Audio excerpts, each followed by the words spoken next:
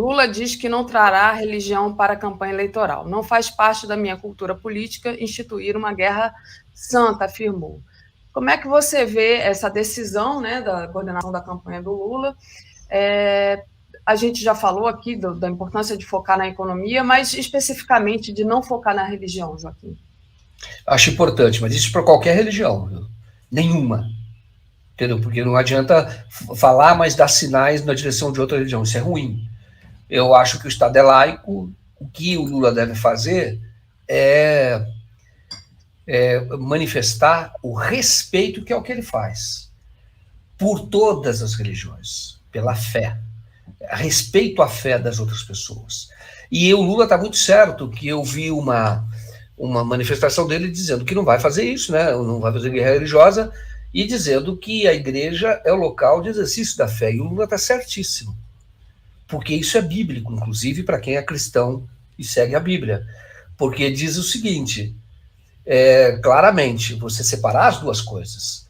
O que é de César, que é o Estado. Não chamava Estado na época, que era o Império. O que é de César é de César. O que é de Deus é de Deus. Então você não mistura as duas coisas, e aquele que é de Deus, ele cumpre as obrigações do Estado. Ponto final. Ponto final. Não é um núcleo subversivo de ascensão do fascismo, como hoje é ou são setores evangélicos. São, na verdade, núcleos de empoderamento fascista. Isso, não tenho dúvida quanto a isso. Menor dúvida. Mas isso, o papel do Lula é lembrar que ele é um homem de Estado, um estadista. E que, como estadista, ele promoveu uma legislação que foi muito importante para a liberdade da fé, liberdade religiosa, ou liberdade de credo, que foi a lei da liberdade religiosa. Estava lá até o Magno Malta aplaudindo de pé o Lula naquela ocasião. Isso foi em 2003. Tá? É o último ato dele em dezembro de 2003, o último ato dele no primeiro ano de governo. E está muito certo, eu estou vendo essa imagem, esse vídeo, o trecho de vídeo, sendo divulgado até como propaganda no YouTube, do que está certo. E propaganda política, no YouTube. E claro, permite propaganda na internet. E isso é dito, e aparece o Lula falando, fala, olha, eu quando não estava, ele falando, Deus escreve certo por linhas tortas, o Lula fala isso. Aí ele diz assim, eu quando era candidato, muitos pastores vinham me perguntar, Lula, é verdade que se você chegar ao governo, você vai fechar as igrejas? Foi um absurdo muito grande, né? Aí ele diz, e quis Deus, ele fala, que coubesse a mim sancionar a lei da liberdade religiosa. Ele fala claramente isso e diz, porque 3 são os sinais de que um país vive numa democracia.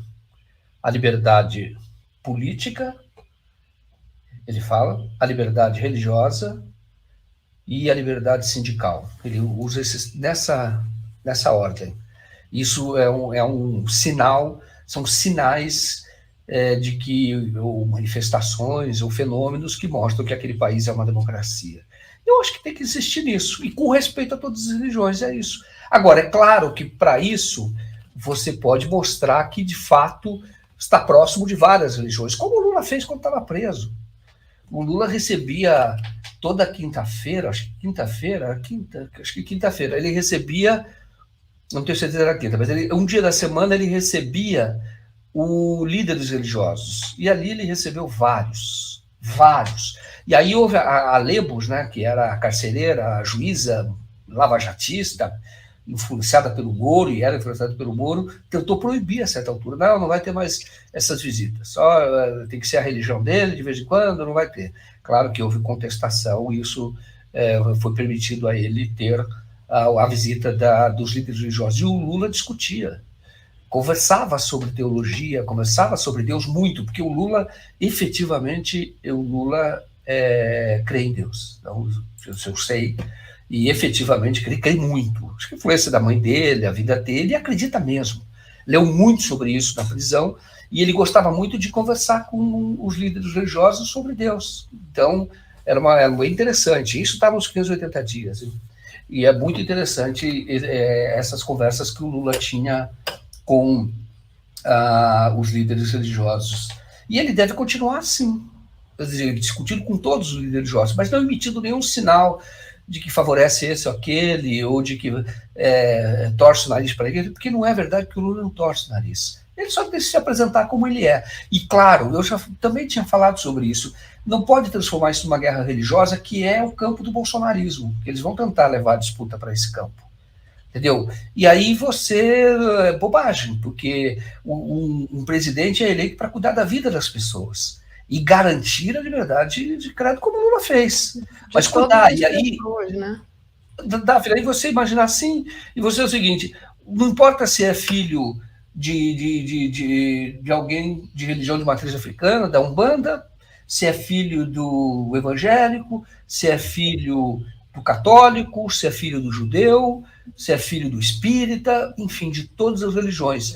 O filho precisa de escola, o Estado precisa garantir assistência médica, precisa garantir que o pai tenha oportunidade de emprego, que esse jovem, eu estou usando filho, mas pode ser para avô também, pode ser pai, mãe, enfim, o Estado tem que cuidar das pessoas e claro, e garantir, e aí não é o Estado no sentido até do judicial, não só do governo, do judiciário, garantir que ninguém seja perseguido e que nenhuma religião tente influenciar os destinos de um país. Não é uma teocracia fazer aquilo que o Bolsonaro fez, que foi nomear um terrivelmente evangélico, tendo como credencial o fato de ser pastor. Então, não é pelo seu saber jurídico, é por ser pastor, porque essa era a condição que o Bolsonaro colocou. Na verdade, ele perverteu uma das finalidades do Estado, né? Ou uma das características do Estado, que é a laicidade. E é claro que ele não fez isso sozinho.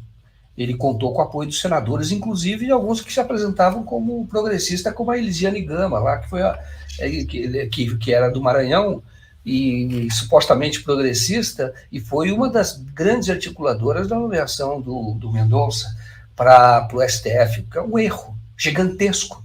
O cara pode ser evangélico, estar no Supremo, não há problema nenhum, mas ele não pode estar no Supremo por ser evangélico.